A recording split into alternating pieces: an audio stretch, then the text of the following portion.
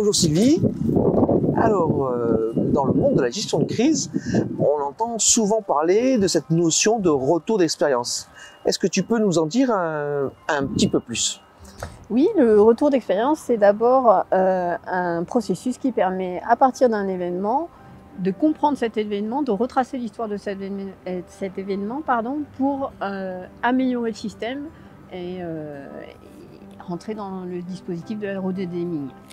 Ok, mais alors comment on pourrait caractériser ce que serait un bon retour d'expérience? À mon sens, un bon retour d'expérience comporte 3 volets. Le premier volet, principalement pour ce qui est d'une crise, qui est forcément un événement complexe. Le premier volet, c'est que ce retour d'expérience doit être systémique. Pour aborder la complexité, il est nécessaire que le retour d'expérience aborde les interactions entre les éléments et donc soit systémique. Ok, et tu nous as parlé de 3 volets, alors quels seraient les 2 autres? Donc le second volet, le retour d'expérience doit dépasser la notion de faute pour en fait aller vers une notion d'apprentissage.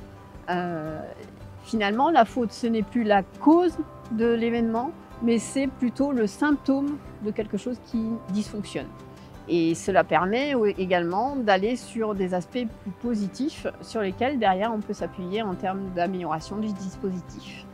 Et puis le troisième élément, c'est le fait que le retour d'expérience, de par les actions que l'on met en œuvre, doit s'inscrire dans l'action. En fait, il ne suffit pas d'avoir un seul rapport qui souvent en fait va caler une armoire.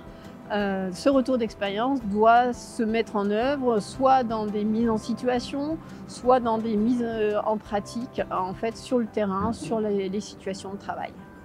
Ok. Et si on devait résumer un retour d'expérience en un mot, ça pourrait être quoi?